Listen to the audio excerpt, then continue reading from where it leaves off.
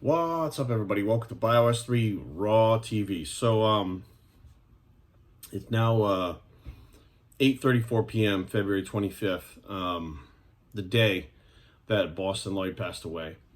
And I'll be honest with you, I'm watching these videos that everybody's putting out and what everybody's saying about him. And the general consensus is most people like Bostin. The outrageousness. But everybody likes to talk about how real he was and how legit he was and all these types of things like that. And I get it. I get it because he would speak out about things that I guess a lot of people didn't want to talk about. Now, why am I making this video? I already made one video about Bostin. Actually, I'm putting that up right now on my YouTube. While we're doing this, I don't know why I didn't push the button to make this thing live, but now it's live. I already made the video about him talking about, when he passed and stuff that morning and my thoughts and what was going through my head. But the whole day, like, all I can think about is Bostin, right? Because you're seeing it constantly. Everybody's talking about it. People are upset. The shitstorm is coming. People talking about it. Now, I did watch Mike Dolce's video, and I agree with Mike. I agree that, Bostin would be the first one right now to be like, I did this to myself. Like, he owned up to the fact that he fried his kidneys with the peptide that he was using. I mean, he didn't really hide the fact when he fucked himself up. I mean, he shot himself in the lat, got an infection. He put up pictures of it.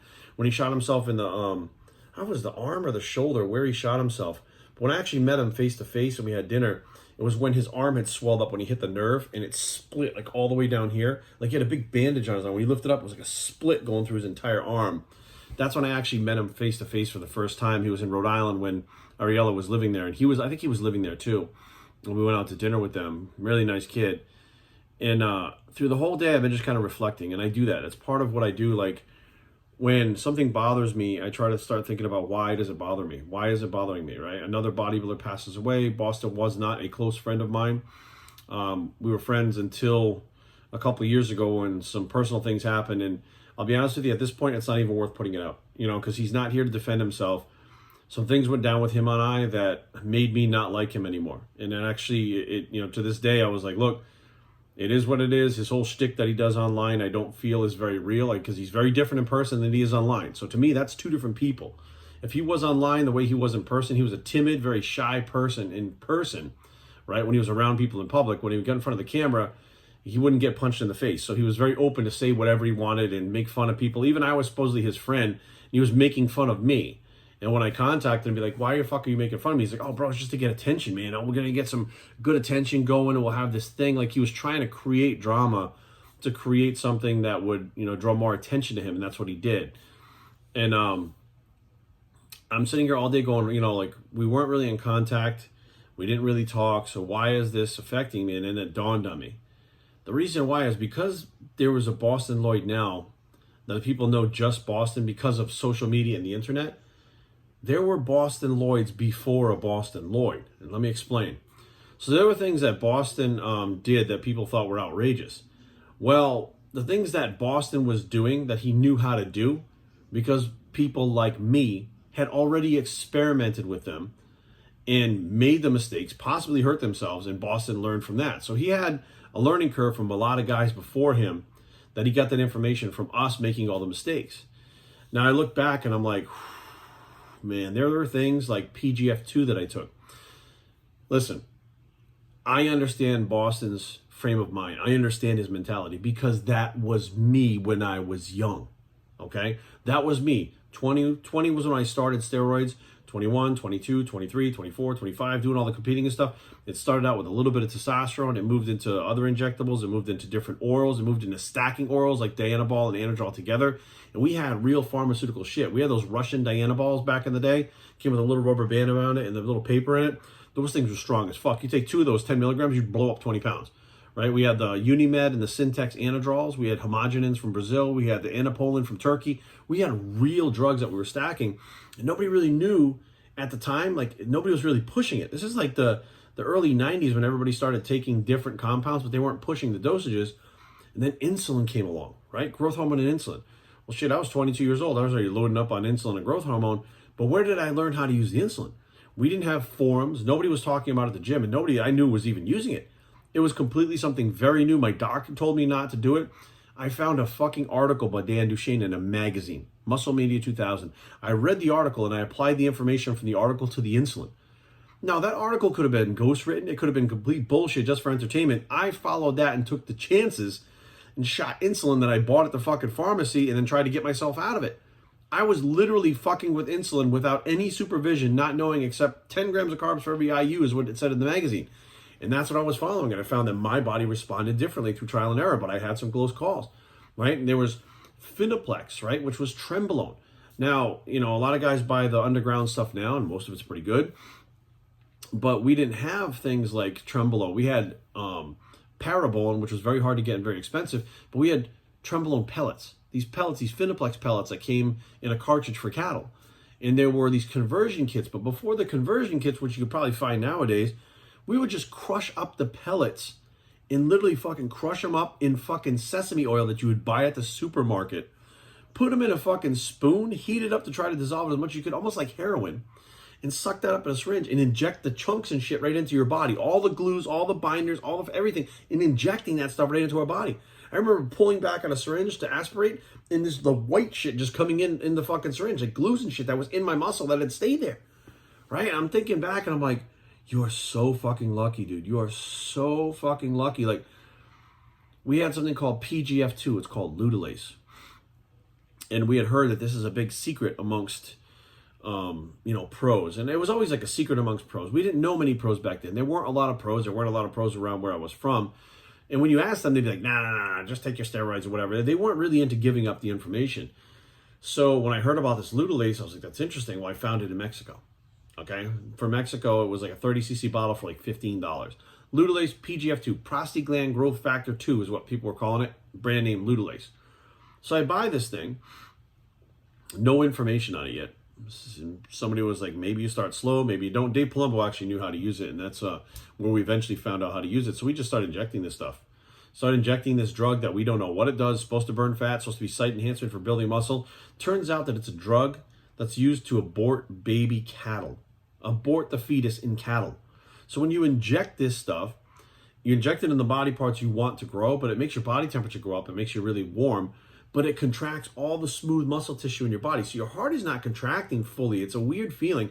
And then all of your intestines in your stomach contract and squeeze out anything that's in there. Okay, so think about what I'm saying. If anything that's in there gets flushed out. So you're on the fucking toilet, you're drooling, because things are coming out both ends. An abortion drug for cattle is what I injected in my body. I wound up in the doctors the first and only time for steroids where I injected something called Reforvit B, an injectable Dianabol from Mexico made by Loeffler. So I bring this thing, it's got, vitamin B and Dianabol, and I bring it to the doctor. I got this big knot on my leg. It's fucking infected. The doctor looks at it, takes a swab out of it, puts it in like a petri dish or whatever it was, fucking puts it in the bag, throws the thing in the trash. Comes back that it had E. coli in it. I was injecting E. coli into my body because the veterinarian stuff was not clean. It didn't have to be clean. It wasn't produced the same way, right? DNP. Shit, I used DNP for 4 weeks straight at one point, right? 4 weeks fucking straight. And I said, well, let's see how far we can go. 10 weeks straight, I was still using DNP in small dosages. Got to the point where I had a rattle in my lungs. The doctor was like, I don't know what the fuck you're doing, but you need to stop. I called a buddy of mine. He's like, look, you expel that shit through your lungs. What you're doing is giving yourself a form of pneumonia that is being caused by the DNP. And I was like, nope, I got 2 more weeks till the show. I'm going to stay on it. And stayed on it. It took me 6 months to get that shit out of my lungs. That is not shit that fucking people do. We didn't know what to do. So we were experimenting, and very few people had the balls to do what I was doing. To this day, as a matter of fact, there are people, including Bostin, that had asked me, well, how did you use DNP? What did you do before I even took it? I was telling him these stories. I said, well, I took it. I didn't use any carbs with it. It was better with no carbs. And like we talked about this shit, but all the experiments that I did on myself, there was a supplier named Pyramid back in the day. He had GHRP6, and he had this one, and he had that one. All this shit was fucking, you couldn't buy it on websites yet. It was all illegal. Fucking Follistatin. I had a crazy experience with Follistatin, the real Follistatin. I got 3 real vials of Follistatin. That was fucking insane. I don't know what the fuck that did to my body. Real IGF-1, real growth hormone in large amounts for periods of time. I mean, thyroid medications, I mean, you name it. Synthol, I used several different brands of Synthol. The pump and pose version, I used the one from Synthetech Labs, which is called SEO, I think, Site Enhancement Oil. Everything that I did back then, again, Manfred Hoberl was before there was a Boston Light, there was no Boston Light. There was Manfred Hoberl. That was his name, a big German guy with these giant arms, and Chris Clark was the one that introduced his pump and pose, and that's what Manfred Hoberl was using. They were talking about it, and Manfred, I don't know what actually happened to him. He's a big guy, a strong man. Had like 26-inch arms, giant arms on him, right? Well, as soon as I heard of that shit, nobody knew where to get it. Nobody knew what it was. And it was like this brand new thing, but they just made your arms huge. Well, I found somebody that I knew had it, and I bought it for $300 for a bottle. I bought 2 bottles and started putting it in my arms and my shoulders without any fucking direction whatsoever. I was like, I'm just going to keep filling up till they're big. Like, I had Boston Lloyd's mindset when I was younger. I did the crazy fucking things that he was doing, and I did things that could have killed me. I did things that could have destroyed my health. They may have very well damaged my body, and I won't know it till later on. But damn, I got lucky. I got very fucking lucky. Not only did I make it through heroin addiction and come out the other side and beat withdrawals and heroin addiction, but I made it through all the crazy experiments I did with my body in the bodybuilding world with all these drugs. Now, I'm going to just put this out right there. It was fucking stupid. What Boston did his whole life was stupid. What I did when I was younger is stupid. I look back now as a 46-year-old man and go, are you fucking crazy? Like, why did you do that shit? Like, half the time, there was no instruction. Nobody knew dosage. Nobody knew you didn't know anything. You would just take this thing, fill up a cc or 2, and just fucking whack it and see what happened. Like, you just didn't know. And I thank my lucky stars. I don't know why I'm still here. I don't know how the fuck I made it out of everything that I've gone through. I don't know why I'm still here. I don't know why people like me make it and people like Boston don't. You know, looking back, there was some really risky shit that I took that I probably shouldn't have made it past 29 either. I really shouldn't have. I mean, I don't know. You know, it was one of those things where I just had like this epiphany today. Like, I'm still here. You know, I'm here. I lived longer than Dallas McCarver did. I lived longer than Boston Lloyd did. You know, Rich Pan, I think he was 46 when he passed. I'm 46 now, so I'm the same age as Rich. I'm outliving these guys despite living that fucking crazy lifestyle. Multiple crazy lifestyles that I did. And I'm like, I don't know why. Like, there's got to be a reason why. It's confusing, shocking, scary. It's everything all at once. But the whole point is I'm still here. So after having the epiphany that I'm lucky to be here, right? I gotta believe that there's just a certain amount of luck that I have that is why I'm still here. I feel like it's my job to warn people. Like, look, just because these things may not kill you today, right? Insulin can kill you today. I don't care what anybody says. If you say that insulin is safe, like Milo says, I'm sorry, Milos is full of shit. Milos may be thinking insulin is safe for a pro bodybuilder, that their life revolves around eating every 2 hours, eating every hour, making sure you have food with you all the time, etc. You know, being spot on with everything, your sleep, your training, everything, right? Your water consumption, you're tracking that. That's one thing. The average person watching these videos, for Milos to say the insulin is not dangerous, get the fuck out of here. Half these people, they skip meals, they skip workouts, they don't know. But they're told that, hey, insulin is not dangerous. All you have to do is inject a little bit under the skin with an insulin needle. It's not that bad. It's not as bad as like taking testosterone or something. And you'll gain muscle, right? Because it's safe. Because people like Milo say it's safe. It's not fucking safe. Can it be done safely under the right pretenses? Yes, because we see it. But is it dangerous? Fuck yes, it's dangerous. Can you die today? Fuck yes. There are people that talk about DNP. Look, I can't tell you how many people throughout the years, hey, can you get DNP? Where do you get DNP? DNP. Why do you want DNP? Well, I want to cut. Why don't you do a fucking diet and get on the treadmill? Why do you need DNP? Well, I heard it works faster. You do realize that it's a fucking chemical. It's a chemical that once you put in your body, you can't get out. Which means if you take too much, there is no antidote. There's no reversing it. You will fucking die. When you get to the hospital, they figure out what's going on. They will pack you in ice and try to keep you alive. But there is a good possibility, 50-50 chance, you ain't going to make it if you fuck around with DNP and do it wrong. Like, there's this much margin of error with that shit. But people are still looking for it because they hear about people like Boston doing it, and he acts like it's not a big deal. I had one person tell me, and I said, you know, it's a fucking pool chemical, right? It's a caustic chemical that's in pool chemicals. It's one of the ingredients in TNT, explosives. And the person literally looked me in the eye and said, water is an ingredient in TNT too. Is that dangerous? That's how we rationalized it. Because there's water in TNT, you should be able to take this chemical that's caustic. It's a pool chemical. It's a cleaner for pools. It's a fertilizer. It's all these things. You know what it's not? It's not meant to be ingested so that your body can fucking burn fat, right? But that's not the mindset.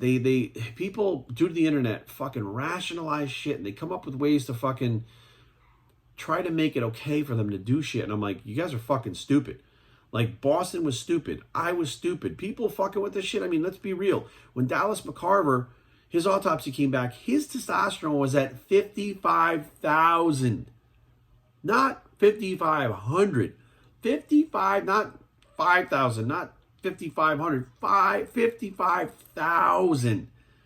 That comes down to roughly, I mean, it's very hard to estimate, but it's like, oh, shit, maybe bottle of test every other day, roughly.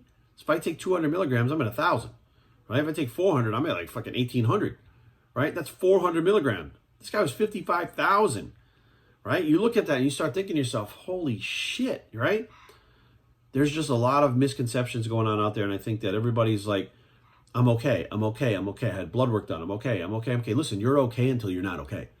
You're okay until it's over and you're not. You're healthy until you're not healthy. Right? And it happens like that. I mean, all of a sudden it was out of the blue and Boston's got kidney problems. We're like, you know, and I honestly thought to myself, I'm like, well, how the fuck can he have kidney problems and not heart problems? You know, he maintains this high body weight. His blood pressure's through the fucking roof. Then he starts ordering all these different drugs offline to combat the side effects. He's taking medications without prescriptions or without advice from doctors.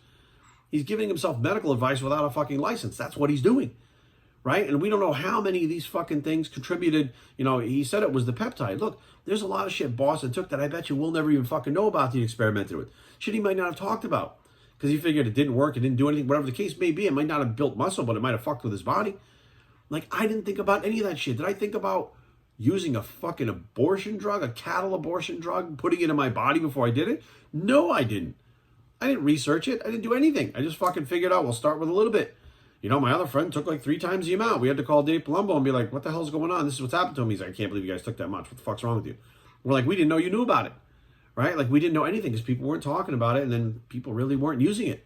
It didn't really do what everybody thought it did. Like, we see Dorian, and there was these rumors of him being hooked up in IVs after the gym and stuff in his house taking a nap. And when he goes to the Olympia, they bring all these IVs in the room and they hook him up to all these IVs like he's Bane from Batman or something, right? And that's why he looks the way he does. He looks the way he does because he fucking tore the fucking gym up. Yes, he took his shit he needed to take, but Dorian's in his fucking late 50s right now, and he's healthier than ever. He looks fucking great. He's enjoying his life.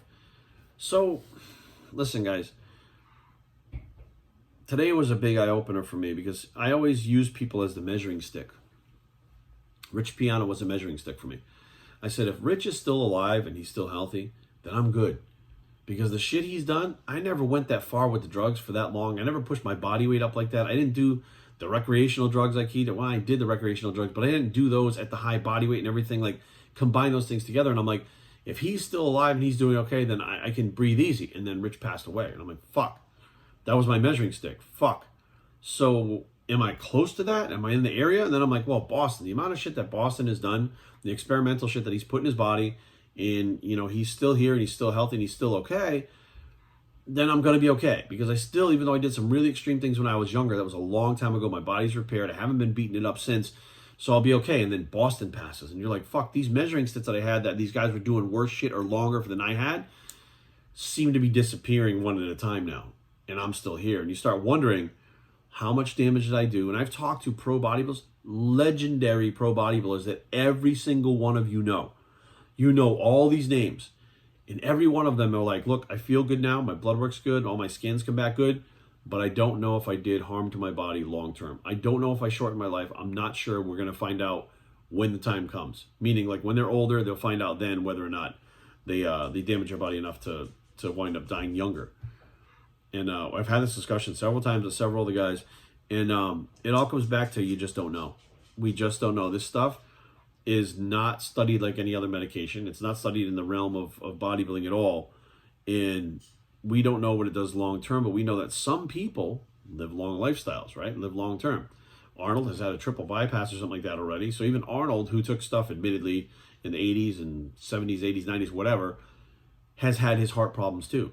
Mike Matarazzo, heart attack. This one, heart attack. That one, heart attack. So we know for a fact that there has to be some link between heart attacks when somebody like Bostin Lloyd at 29 passes away, right? When somebody like 26 years old, like Dallas McCarver, passes away, right? You can't sit there and be in denial and say, well, that was just them. They were doing this, they were doing that. No, you're doing shit too. And then you don't realize it creeps up a little bit. And you get a little more ballsy as time goes by because you're feeling good.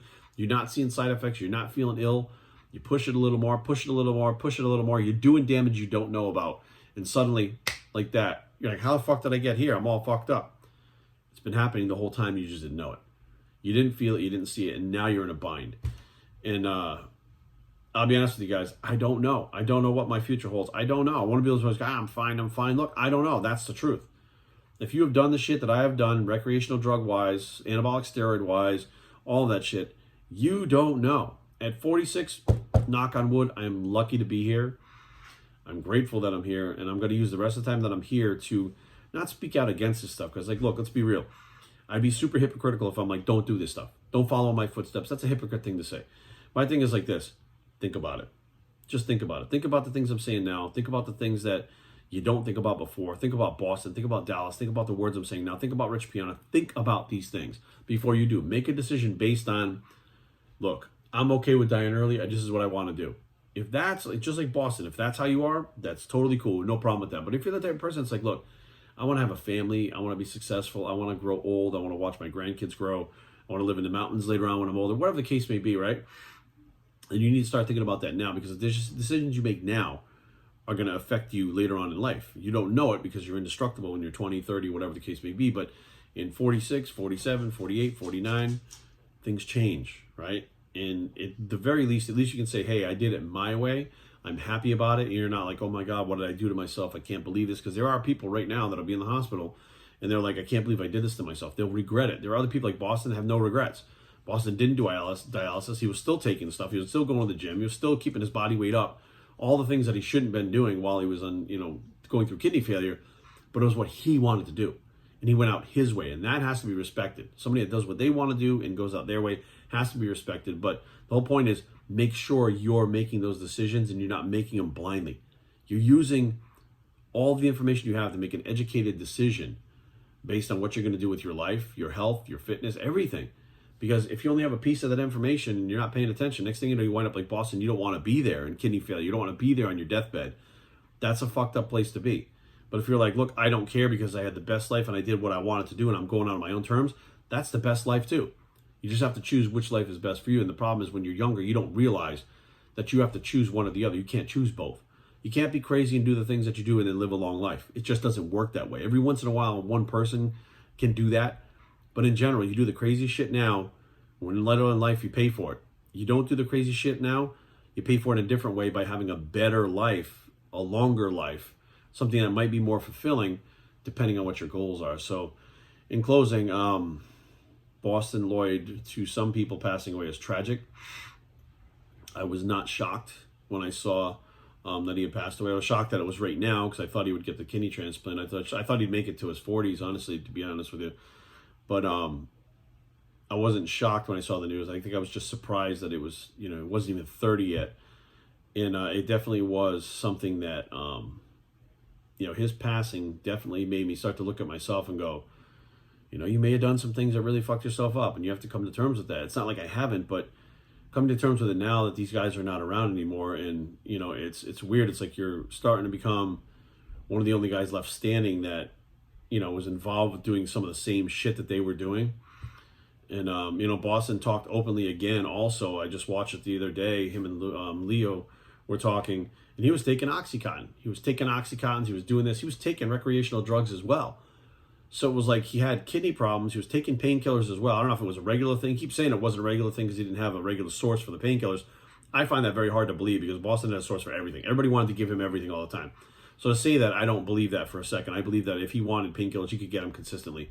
But he was taking them here and there and getting fucked up on painkillers. So that also puts a stress on your body, I know from experience, that combined with the kidney failure, combined with the steroids, combined with overloading on food, combined with all the shit that he did unto himself, I'm like, shit, I did all that stuff myself. Why did I make it to 46 and he's at 29, he's gone. You start asking those questions like, why? Why him? Why not me? Not that I want to be dead, but the whole point is like, why did I get spared? I think that honestly there's a reason for it, but I also think that there's partially a little bit of luck involved, and I'm grateful for that. So hopefully you guys are doing well, safe and sound, away from all the craziness that's in our world. Take care of each other. Godspeed. I'll see you guys next time on Biosphere, and I approve this message, and we are out.